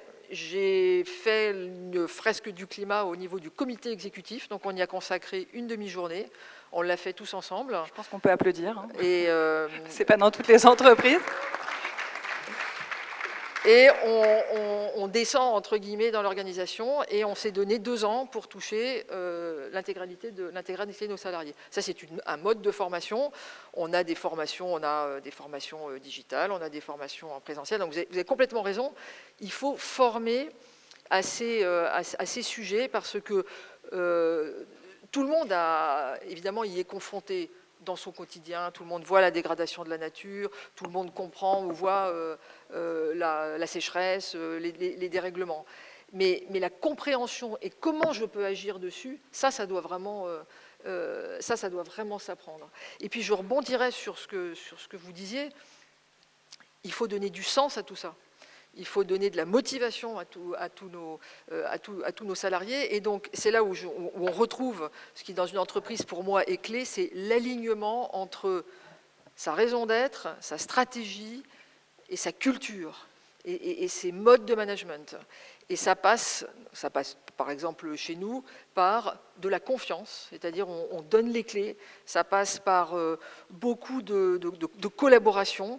Et ce que Guillaume disait sur la manière dont, alors lui, il l'exprime particulièrement bien, et je pense qu'on le fait beaucoup dans nos projets aussi chez Saint-Gobain. Donc c'est de la confiance, c'est de la collaboration et c'est de la prise en charge. C'est-à-dire, on donne aux gens les clés sur un certain nombre de projets. On a tout un programme, par exemple, qui s'appelle Agir durablement, où on dit aux gens, ben, voilà, vous avez un projet, vous voulez améliorer telle chose, oui, voilà le budget, voilà les clés, vous le faites. Et ça, on le déploie dans beaucoup de pays. Super, n'hésitez pas, hein, je le disais en intro, à poser vos questions au fil de l'eau. On a déjà un tout petit peu dépassé l'heure qu'on s'était donnée, donc vraiment, des micros, oui. Les micros sont sur les tables. Oui, je vous en prie. Micro. Ah ouais, à votre tour. Vous allez voir, ils sont pas... Oui, merci. Alors j'ai tendance à être de tempérament optimiste, chaleureux, convivial, et j'hésitais un petit peu à poser ma question. C'est une question plus globalement pour le groupe Saint-Gobain, pardon. Je viens des secteurs pyrénéens, j'ai fait un bug. Donc ce n'est vraiment pas orienté sur la personne, je le dis bien. Et je suis sincère dans ma question. Mais c'est préalable, vous comprendrez pourquoi. Parce qu'en fait, j'ai bien entendu toute l'histoire que vous avez autour de la prise en compte de ces sujets-là, etc. Et néanmoins, il me vient régulièrement dans la tête, donc c'est pour ça que j'ose poser cette question, une émission que j'ai entendue un matin sur France Inter il n'y a pas si longtemps autour de la COP, et où il était notamment cité Saint-Gobain, dans les entreprises qui faisaient du chantage à la délocalisation concernant la prise en compte de l'écologie. Alors voilà, je ne sais pas la question hyper consensuelle et j'ai plutôt l'habitude d'être vraiment enthousiaste et positive, donc je m'excuse de poser la... Voilà, mais j'avais envie vraiment parce que j'aime vraiment aller plus loin et je ne veux pas m'arrêter aux choses que j'entends et donc c'est pour ça que vous êtes là et je me dis que c'est le bon moment pour que vous puissiez éclairer ma lanterne et vraiment dépasser ces caricatures qu'on peut parfois entendre et qui peuvent être fausses pour X raisons, comme on dit, entre ce que je pense, ce que je dis, ce que j'entends, ce que je veux entendre, il y a 1000 façons de ne pas se comprendre. Donc merci beaucoup de pouvoir me répondre et me donner des éléments qui, je pense, intéresseront aussi les personnes ici. Merci pour votre question. Alors, je pourrais faire une réponse facile, qui est, je ne vois absolument pas de quoi vous voulez parler. Et c'est très sincère, je ne sais pas ce que ça pourrait être. J'ai quelques collègues dans la salle qui peut-être auront la même remarque que moi. Délocalisation, je peux répondre de façon plus pragmatique pour nous. Délocalisation pour Saint-Gobain, ce n'est pas un sujet parce qu'on produit là où on vend.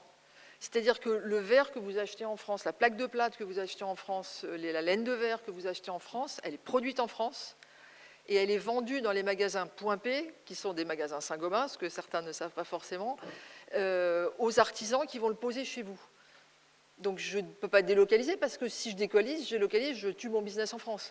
Donc pour moi, ça n'a même pas de sens, vous voyez ce que je veux dire? C'est pour ça que Mais on peut en discuter si ça vous intéresse après, parce que vous avez peut-être plus d'informations à me donner sur le sujet. Je pense que ça sera intéressant à discuter aussi avec les journalistes qui parfois font des raccourcis aussi dans des événements. Voilà, c'est les sujets de délocalisation, c'est vrai que ce sont des sujets qui, je pense, traversent ces problématiques, puisque, comme dirait Thomas Pesquet, on est tous sur la même planète et il n'y a pas de frontières, et en fait, voilà, les impacts, ils sont pour tout le monde, quelque part. C'est ce que je voulais vous dire, ça n'a strictement aucun sens. Si je délocalise pour plus polluer en France et pour polluer en Chine ou au Brésil, on n'a rien gagné au sujet. Donc.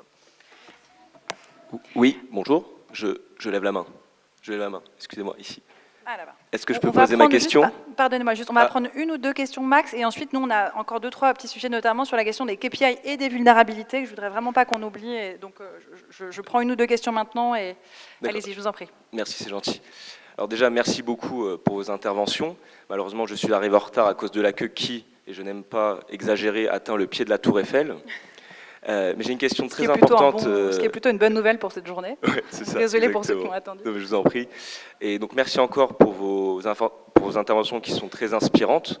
Mais j'ai constaté que vous adressiez, enfin, on avait l'impression que vous adressiez à la salle comme si nous étions tous des entrepreneurs à succès déjà confirmés, à la tête de grandes entreprises. Mais peut-être que dans la salle, il y a comme moi des jeunes entrepreneurs ou des personnes qui souhaitent être entrepreneurs, mais peut-être qui sont encore étudiantes, qui sont des pères ou mères de famille, qui ont des bouches à nourrir. Et je sais que l'éthique est importante, mais quand on est au début ou quand on a envie de se lancer, on a envie que l'entreprise soit rentable pour ensuite grandir et là commencer à créer de la valeur pour la société. Donc j'ai une question globale très large, mais à laquelle vous pouvez toutes et tous répondre. Lorsqu'on est jeune entrepreneur ou lorsqu'on a envie d'être entrepreneur, quelle est la principale qualité ou le principal conseil que vous pourriez donner pour réussir et se lancer et s'épanouir dans l'entrepreneuriat qui est pour moi le plus beau des métiers? Merci. Alors, il me semble qu'on a eu une magnifique illustration, effectivement, au début de ce panel avec Guillaume et avec d'autres, bien sûr. Guillaume, tu veux en redire un mot? Alors ça pourrait appeler une longue réponse, mais aujourd'hui, on a la chance unique de vivre à un moment où il y a un écosystème pour les projets dits à impact qui n'a pas d'équivalent dans l'histoire, et j'espère que ça va continuer à grandir. J'ai parlé tout à l'heure de Fitrust, notre fonds d'investissement, mais j'aurais pu parler aussi d'accélérateurs d'entreprises sociales comme Entropia, du mouvement Impact France, voilà, de tous ces outils qui aujourd'hui existent. Donc aujourd'hui, je pense que dans l'entrepreneuriat en particulier, on n'est pas obligé de sacrifier la fin du mois pour ne pas participer à la fin du monde. Et donc, il est tout à fait possible aujourd'hui de créer des entreprises. Il faut se tourner vers des structures d'accompagnement. Il faut qu'il y en ait plus. Je suis d'accord. Je pense que ce que le gouvernement a fait pour la French Tech devrait être fait puissance 10 000 pour un French Impact. Et on peut encore mieux faire. Mais voilà, allez via tous les gens qui sont ici, allez poser des questions, etc. Et vous trouverez des gens qui peuvent vous aiguiller pour créer des entreprises qui sont à la fois rentables et contributives. Et je dirais qu'il y a un tel sujet aujourd'hui, une telle prise de conscience de toutes les parties prenantes, actionnaires, clients, etc., qu'il y a des belles activités qui peuvent être développées. Donc je pense qu'il ne faut pas se dire je devais d'abord gagner de l'argent et le redistribuer. Je pense que on n'en est plus là, malheureusement. Mais quel serait votre conseil pour les jeunes entrepreneurs? Allez voir, je peux vous donner des noms. Vous pouvez me contacter sur LinkedIn, je peux vous donner plein de noms de structures d'accompagnement, France Active, l'Avise, voilà, il y a énormément de ressources. Oui, par rapport à vous, par rapport à votre expérience que vous avez pu avoir. De se faire accompagner, c'est ça le conseil. Parce qu'effectivement, tout seul, on n'y arrive pas. N'hésitez pas à poursuivre la conversation en bilatéral. Je vous laisse poser votre question. Et puis, pardon, je vais prendre une seule question et puis on poursuivra après si ça vous va. Oui, bonjour. Donc moi, je m'appelle Aurélie Giraud, je suis entrepreneur et j'aide les entreprises à faire leur transition RSE. Donc je suis avec beaucoup de TPE, PME et petites ETI qui ont beaucoup de difficultés à commencer leur transition. Et en fait, j'ai passé à peu près la journée dans cette salle entre pourquoi on n'agit pas, c'est quoi la transformation des business models et maintenant basculer les valeurs. Et en fait, l'idée que ça donne, c'est qu'on est dans une espèce de cocotte minute où tout le monde a beaucoup d'idées qui sont toutes très bonnes et qui tournent dans cette cocotte minute, et que le bouchon de cette cocotte minute, ça s'appelle le PIB, dont on parle finalement jamais, et qui est le Graal vers lequel toutes les entreprises doivent aller pour justement cette course à la rentabilité qui doit rentrer absolument dans le PIB. Donc j'ai une petite question peut-être utopiste, bien que le PIB n'a pas toujours existé, puisqu'il n'est en France que depuis 1946. Est-ce qu'on ne pourrait pas tout simplement faire sauter le chapeau du PIB pour libérer toutes ces énergies ? Alors, je vais me permettre d'élargir un tout petit peu la question, puisque ça fait partie des sujets qu'on voulait aborder dans cet échange. C'est vrai que la question des indicateurs de performance est absolument clé. Au-delà des dirigeants, on a beau avoir le cœur, la spiritualité, l'envie, s'il n'y a pas un moment l'évaluation de la performance qui évolue, on va avoir du mal à porter tout ça sur nos épaules. Comment est-ce que les uns et les autres, pour rebondir sur cette question du PIB, et plus largement, vous avez fait évoluer les critères de performance ou de réussite dans vos entreprises ou dans vos entités pour révéler cette performance beaucoup plus large, beaucoup plus 360 de cette entreprise de demain? Alors là, c'est celui qui...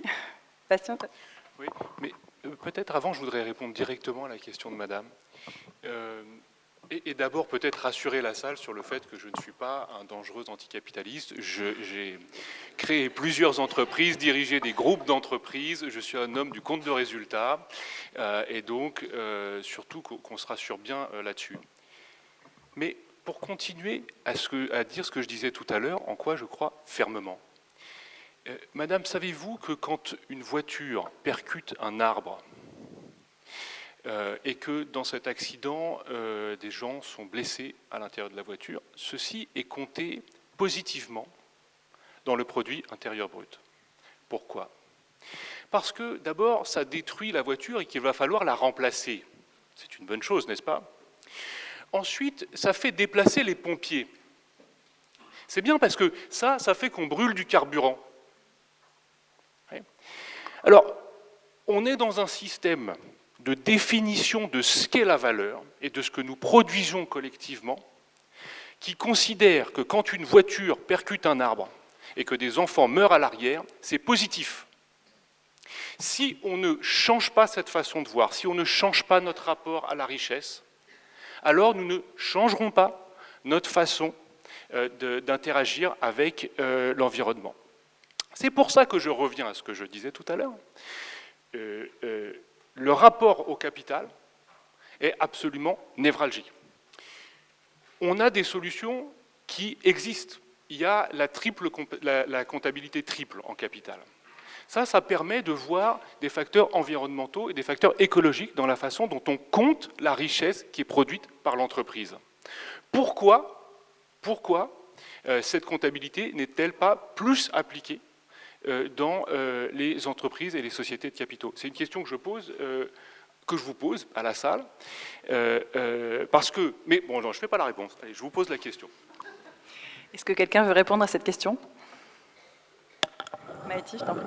Alors en tout cas, dans le domaine de la recherche, il y a des projets qui sont... Pardon, il faut que je regarde la salle.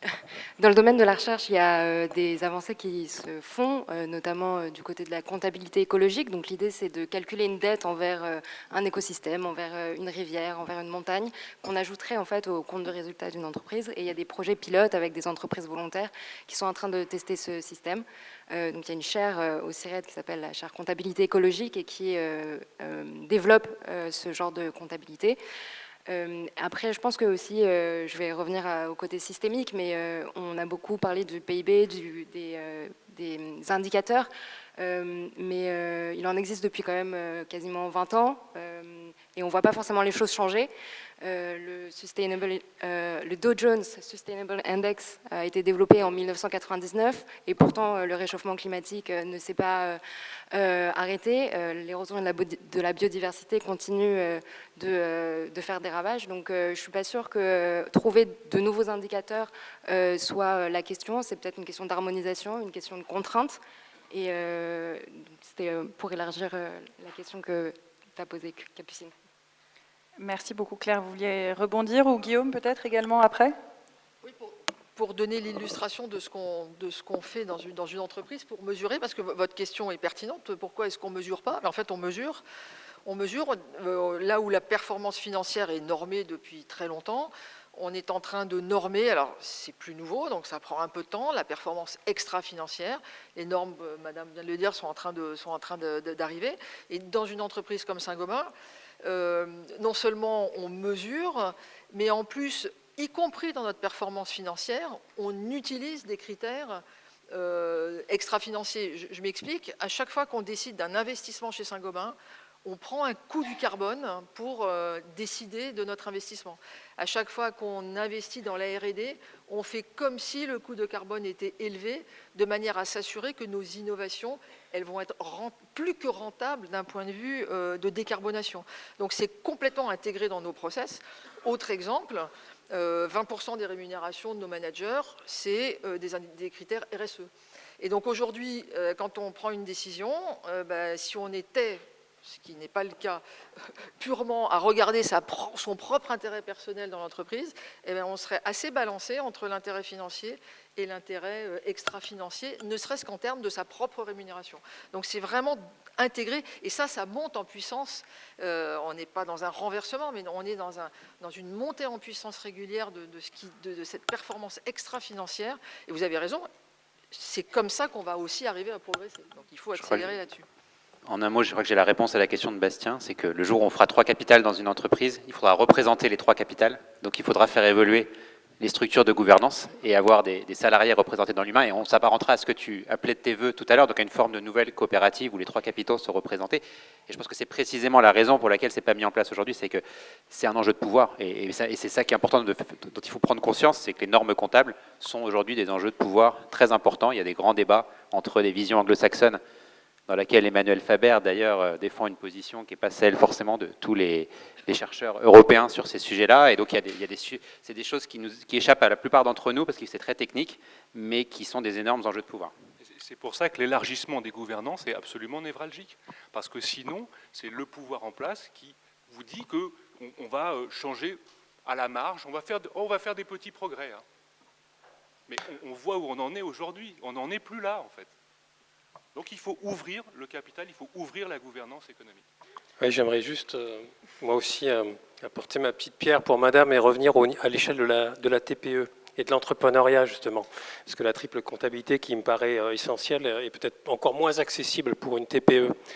Ce qui peut être intéressant de se poser comme question quand on est entrepreneur ou patron d'une petite entreprise, c'est finalement qu'est-ce qu'on cherche à atteindre.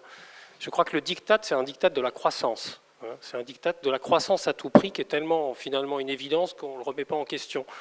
Si vous prenez Pocheco, qui est un industriel qui est dans le nord de la France et qui fonctionne sur les principes régénératifs, Pocheco s'est fixé un taux de rentabilité raisonné pour assurer sa survie. Ils sont sur un marché mature. C'est pour vous dire qu'on peut aussi raisonner en termes non plus de taux de croissance, mais taux de suffisance. Et de se dire en tant qu'équipe, en tant qu'entrepreneur, qu'est-ce qu'on veut vivre au fond? Qu'est-ce qu'on veut vivre? Dans le vivant, les croissances à l'infini, ça ne marche pas. Ça n'existe pas. Les arbres ne montent pas au ciel. Et ça fait typiquement, vous voyez la question que vous posez, ça fait typiquement partie des bascules que nous devons opérer aussi, c'est-à-dire apprendre, retrouver une sagesse qui est une évidence, c'est-à-dire apprendre à nous auto-limiter. Ça fait partie des grands principes des entreprises régénératives. Il va falloir aussi que les grands groupes se les appliquent, parce que le terrain de jeu mondial ayant été maintenant mangé à l'envi, on en est à créer des métaverses pour créer de nouveaux marchés, vous voyez, pour éviter finalement de se poser la question de comment on arrive à être dans la sérénité sans forcément être dans le diktat de cette croissance infinie. Alors, on aimerait passer des heures tous ensemble. Malheureusement, il nous reste juste quelques minutes et je voulais absolument qu'on vous entende, Tanguy Châtel, puisque vous êtes un grand spécialiste, vous, de la question des vulnérabilités. On le mentionnait quand on a échangé, préparé cet entretien, entre le Covid, entre le dérèglement climatique, les expériences de vie, vous dites que nos entreprises et celles qui les constituent vont être de plus en plus confrontées à cette vulnérabilité et qu'elle doit du coup véritablement faire partie de l'ADN de l'entreprise et devenir une force et plus une faiblesse. Comment est-ce qu'on réussit ce tour de force justement quand on est un dirigeant? Je pense que ce sera du coup la conclusion de notre échange et on prendra ensuite quelques questions s'il nous reste quelques minutes après. Ok. Alors, le cercle vulnérabilité et société que j'ai cofondé et dont Alain Vie est également membre fondateur part de l'idée que les vulnérabilités, en fait, nous ne savons pas ce que c'est. Nous en avons une idée un peu moralisante, considérant que c'est des formes de faiblesse qu'il faudrait essayer de corriger et que l'essentiel de notre société est construite là-dessus. Et donc que nos organisations le sont aussi. Et on a souhaité renverser complètement cette lecture en disant en fait les vulnérabilités c'est nous, c'est chacun d'entre nous. Et donc elles sont absolument partout et c'est passé par une forme de cartographie des vulnérabilités pour se rendre compte que ce n'est pas la maladie, le handicap, ceci, quel accident de vie, mais qu'en réalité la vulnérabilité c'est ce qui nous constitue en tant qu'être vivant et donc c'est véritablement le carburant de nos engagements. Et à partir de ça, l'entreprise ne peut pas continuer à traiter la vulnérabilité comme si c'était un accident qu'il fallait corriger à la marge, sous-entendu il y aurait 80% de biens portants qui produisent l'essentiel du chiffre d'affaires et du résultat, et puis 20% de wagons qu'il faudrait raccrocher péniblement. En réalité, tout le travail qu'on fait, et que je vous invite à aller voir en ligne, parce que je ne vais pas avoir là le temps de le développer, c'est de montrer qu'à la source de chaque invention, à la source de toute créativité, il y a une vulnérabilité ou des rencontres de vulnérabilité.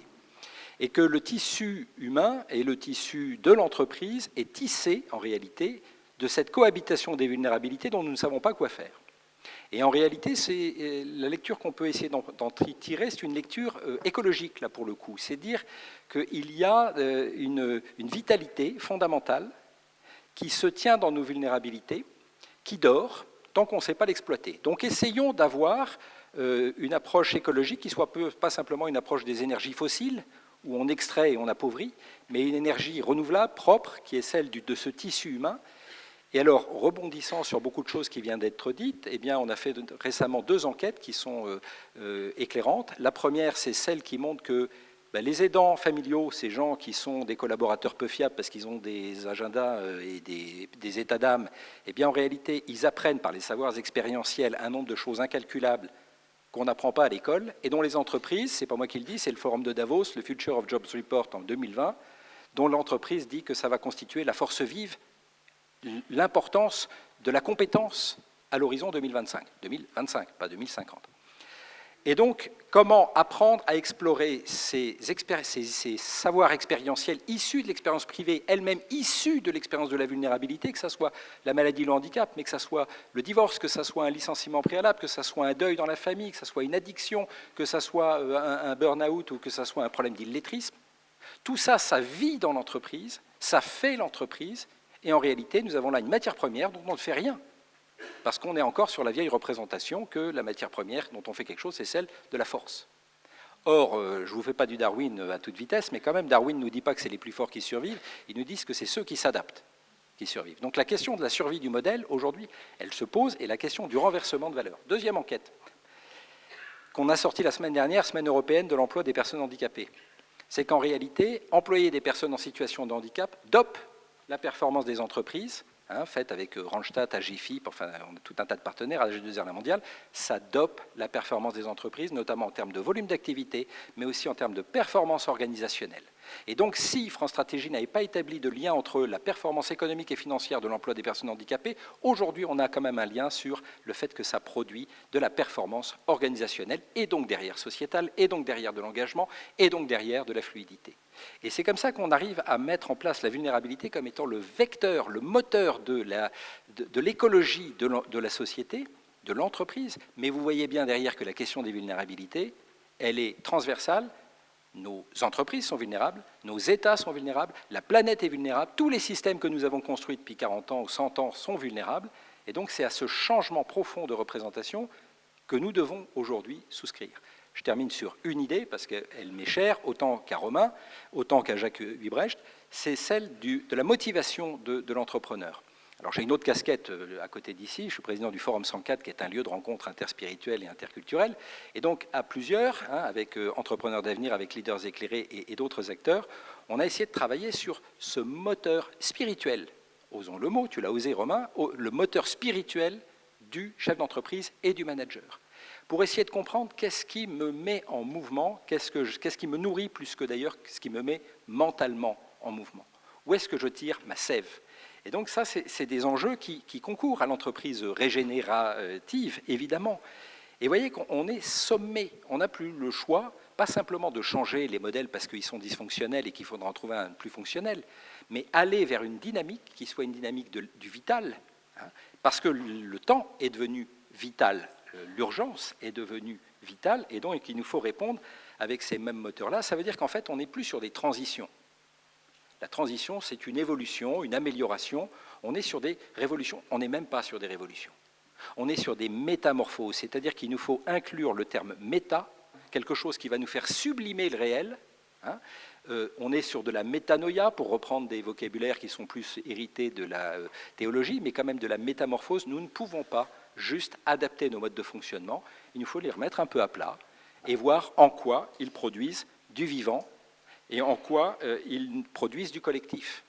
Et c'est à ça vraiment enfin, moi, vous sentez mon engagement et ma conviction, et j'espère que vous la partagez, c'est que désormais, la parole n'est plus aux sachants, la parole est à tous ceux qui, étant vulnérables, qu'ils soient dirigeants, managers, collaborateurs, ont quelque chose à apporter en valeur au système, dans une approche où les problèmes complexes seront traités de manière collégiale et pas de manière pyramidale, à partir de nos expériences de vie sur lesquelles on construit des savoirs et non pas l'inverse.